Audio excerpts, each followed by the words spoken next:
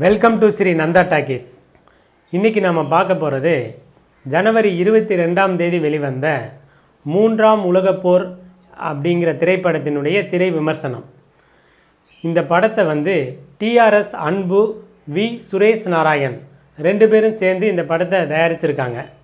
சுகன் கார்த்திங்கிறவர் இந்த படத்தை இயக்கியிருக்காரு. சுனில் குமாருங்கிறவர் இந்த படத்தினுடைய கதாநாயகனாக நடிச்சிருக்காரு. வேத சங்கருங்கிறவர் இந்த படத்தினுடைய பின்னணி இசையை பண்ணியிருக்காரு.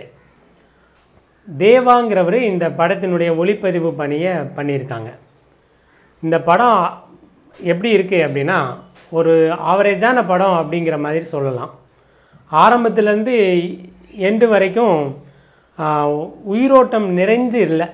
அதுதான் இந்த படத்தினுடைய பெரிய ட்ராபேக்.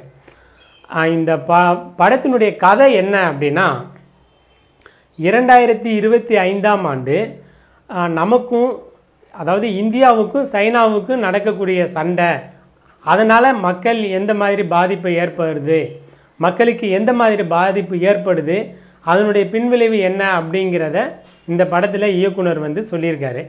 அது மட்டும் இல்லாமல் இந்த படத்தை உயிரோட்டமாக கொண்டு போகலை. அது ரொம்ப முக்கியமான ஒரு பணி. அதை இயக்குனர் சரியாக பண்ணலை. அது மட்டும் இல்லாமல் அந்த சீன நாட்டில் இருக்கிறவங்க அவங்களுடைய பொருளை எல்லாம் நம்ம நாட்டில் இறக்குமதி பண்ணி அதிகமாக விற்பனை பண்ணி நம்ம நாட்டினுடைய உற்பத்தியவும் முக்கியமான பொருளை எல்லாம் டம்மி பண்ணுற மாதிரி ஒரு சூழலை ஏற்படுத்துறதுக்கு முயற்சி பண்ணுவாங்க. அதிலிருந்து நம்மளை காப்பாற்றிக்கணும். ஏன்னா அயல் நாட்டு பொருளையே நம்ம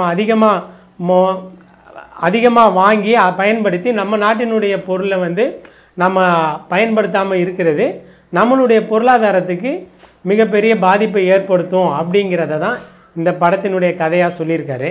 அந்த சொன்ன விதம் சுவாரஸ்யமாக இல்லை. அது ஒரு மிகப்பெரிய ட்ராபேக். அது மட்டும் இல்லாமல் கதாநாயகன் இந்த படத்தில் ஒரு சில இடத்துல நடிச்சிருக்காரு, ஒரு சில இடத்துல நடிக்க முயற்சி பண்ணியிருக்காரு. ஒரு சீனில் என்ன ஆகுது அப்படின்னா, கதாநாயகன் இறந்துடுறாருங்கிற தகவல் கதாநாயகனுடைய வீட்டில் எல்லாருக்கும் தெரிய வருது. அப்போ கதாநாயகனுடைய அம்மா அந்த தன்னுடைய பையன் இறந்துட்டாங்கிற அந்த துக்கத்தை வெளிப்படுத்துகிற மாதிரியான ஒரு ரியாக்ஷன் அவங்க முகபாவனை இல்லை. எல்லாருமே ஒரு ஆவரேஜாக தான் நடிச்சிருக்காங்களே வழிய இன்னும் நல்ல உயிரோட்டமாக நடிச்சிருக்காங்கங்கிற மாதிரி யாரையும் சொல்ல முடியல. கதாநாயகன் கூட சில இடங்களில் தான் நடிச்சிருக்காரு, சில இடங்களில் நடிக்க முயற்சி பண்ணியிருக்காரு. அது நமக்கு நல்லாவே தெரியுது. ஒரு படம்னா அதில் எல்லா விஷயங்களும் முழுமையான அவுட்புட் கிடைச்சா தான் அந்த படம் நல்ல ஹிட் ஆகும். ஒரு காஸ்டியூம் கண்டினியூட்டி, ஒரு ஆக்ஷன் கண்டினியூட்டி, ஒரு ஃபீல் கண்டினியூட்டி, ஒரு மூட் கண்டினியூட்டி, அந்த மாதிரி ஒரு லாங்கு அதனுடைய அடுத்த ஷார்ட்டு க்ளோஸ்னால் அது அப்படியே கண்டினியூ ஆகணும், அது சஸ்டெயின் ஆகணும்.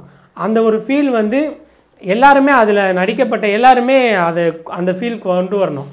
அது இயக்குனர் அந்த பணியை இன்னும் கொஞ்சம் செம்மையாக பண்ணியிருக்கணும். 3ஆம் உலகப் போர் இந்த படத்தில் கதையும் சுமாராக தான் இருக்குது. திரைக்கதை அதை விட சுமார். வசனமும் ஒரு சில இடங்களில் சுவாரஸ்யமாக இருக்குது. ஆனால் முழுமையாக அந்த படத்தினுடைய ஒட்டுமொத்தமாக பார்க்குறப்போ வசனத்துலேயும் இன்னும் அதிகமாக கவனம் செலுத்தியிருக்கணும். மொத்தத்தில் இந்த படத்தை இயக்குனது சுமாரான படங்கள் ஒரு படங்கிற அடிப்படையில் தான் இருக்குது.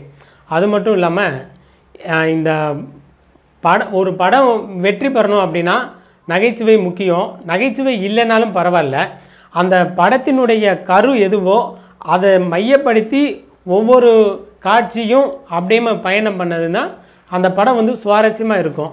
சுவாரஸ்யமாக எடுக்கணும். அது நிறைய பேர் அந்த எடுக்கிற விதத்தில் கோட்டை விட்டுறாங்க. அந்த வரிசையில் இந்த படமும் ஒன்றுன்னு தான் சொல்லணும். மொத்தத்தில் 3ஆம் உலகப் போர் முதல் தர போர் அப்படிங்கிறது தான் ஸ்ரீ நந்தா டாக்கீஸினுடைய ஒப்பீனியன். இந்த தகவல் உங்களுக்கு பிடிச்சிருந்தா கீழே இருக்கிற சப்ஸ்கிரைப் பட்டனை அழுத்தவும். மிக்க நன்றி.